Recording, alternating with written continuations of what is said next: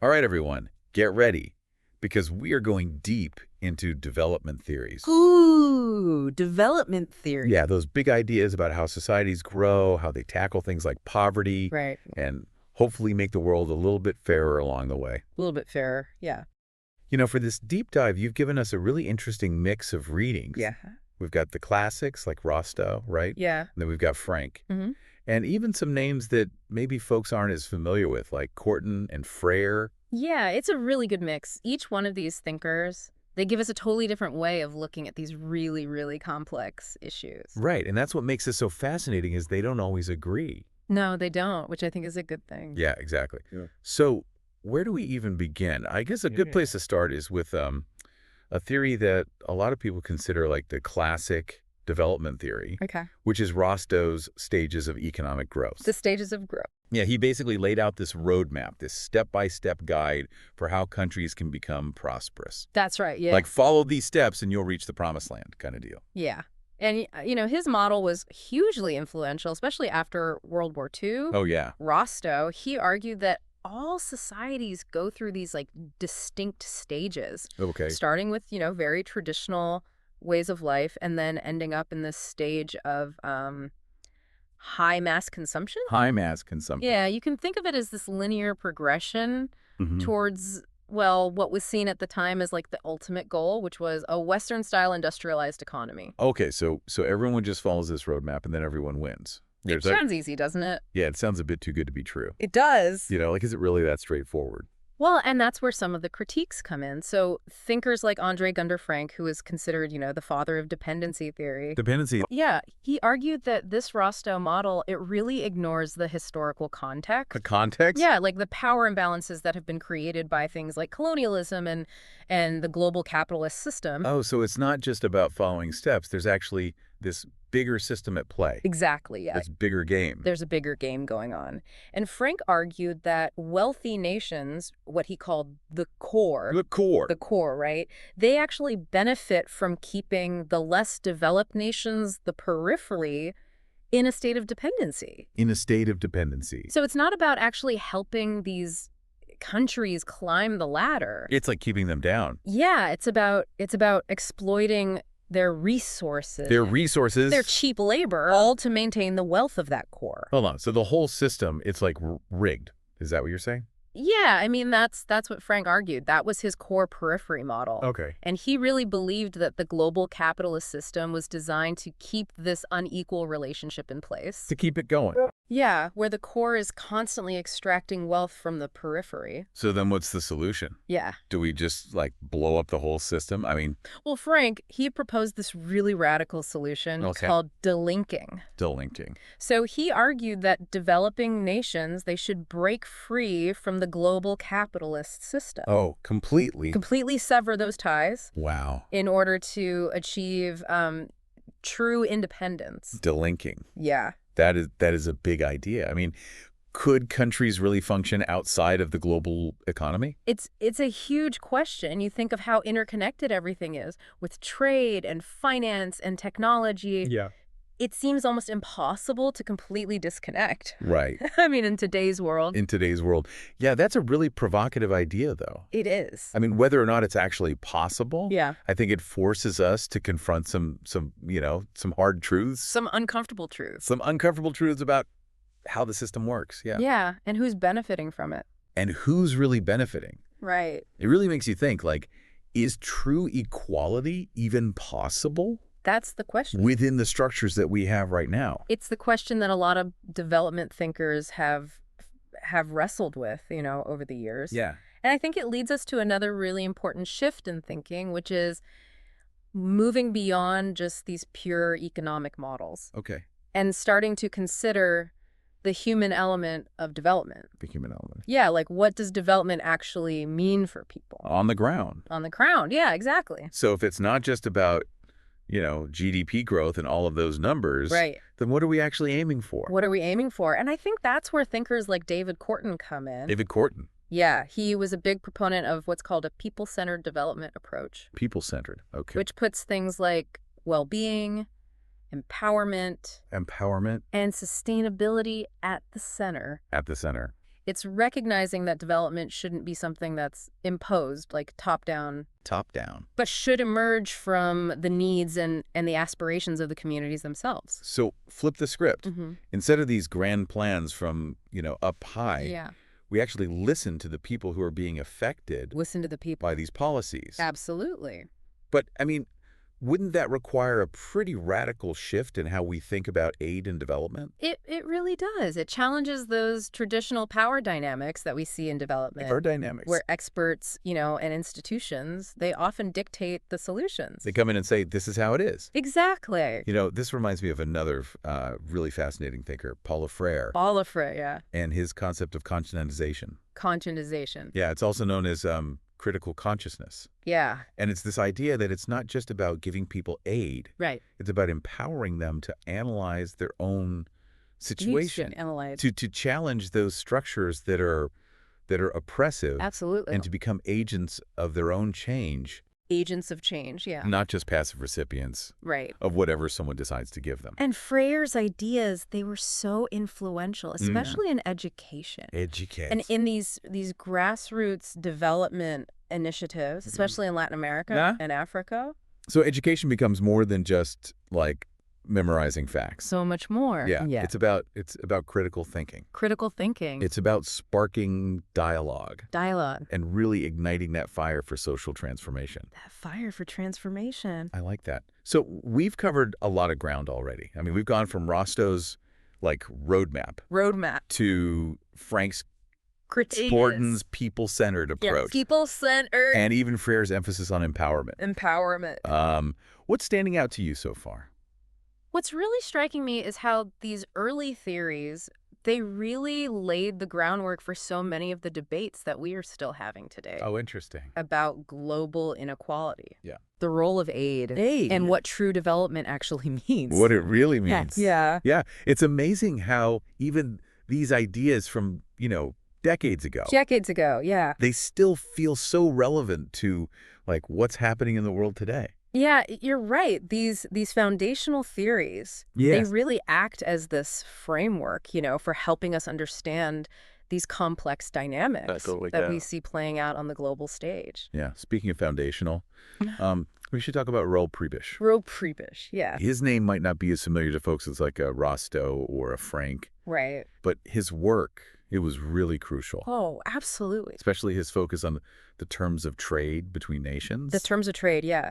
So Prebisch, he was an Argentinian economist, and he really got into the nitty-gritty, the mechanics of the global economic system. And he argued that the way trade was structured, it actually put developing countries at a real disadvantage. And remember how Frank talked about the core exploiting the periphery? We have the core and the periphery, yeah. Well, Prebisch, he gave us a concrete example of how that exploitation was actually happening through trade.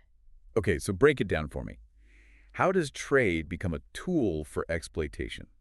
All right, so imagine a country that mostly exports raw materials, right? Raw materials. Like coffee or cocoa, minerals. Yeah, okay. These are essential goods. Yeah. But their prices, they tend to fluctuate like crazy. Okay. And a lot of times they just don't bring in a lot of money in the global market.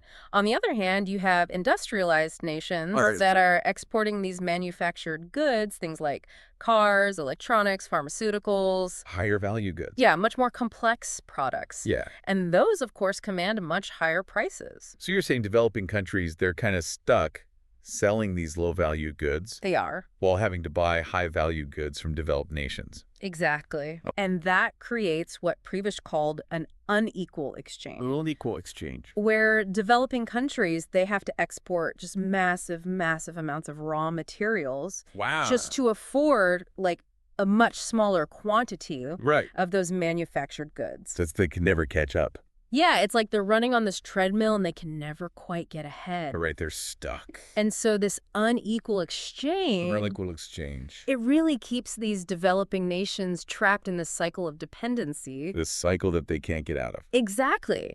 And Prebisch's work, it really exposed this fundamental flaw in the global trading system. A flaw? This flaw that just perpetuates inequality, Keeps it going. and reinforces the power of that core. So it's not just about individual countries making bad choices. It's about the system itself. Right. It's designed to benefit some. At the expense of others. At the expense of others, exactly. This reminds me of Kwame Nkrumah. Kwame Nkrumah. Ghana's first president. Yeah. He coined this term neocolonialism. Neocolonialism, And he was arguing that even after countries achieved political independence, they were still, in a lot of ways, being controlled by their former colonizers. Yeah, economically, often, even politically. Yeah. Nkrumah's work is so important. So important. For understanding, why does inequality persist? Even after the formal end of colonialism, right? Right. He said this new form of colonialism, it's more subtle. Right. It's less about, direct military control. Right. And it's more about this economic dominance. And manipulation. So instead of soldiers and governors, right, we have multinational corporations. Yes. And international financial institutions calling the shots. Then Nkrumah, he saw these multinational corporations as key players in neocolonialism. Key players, okay. They have so much economic power. They control resources. They influence trade policies. Yeah. Sometimes they even dictate, the terms of development assistance. It's like that old saying, he who has the goal makes the rules. Exactly.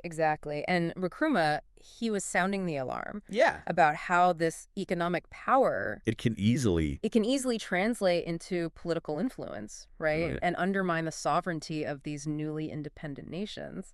Wow. And he really believed that true development, it required breaking free from this neocolonial grip. Wow.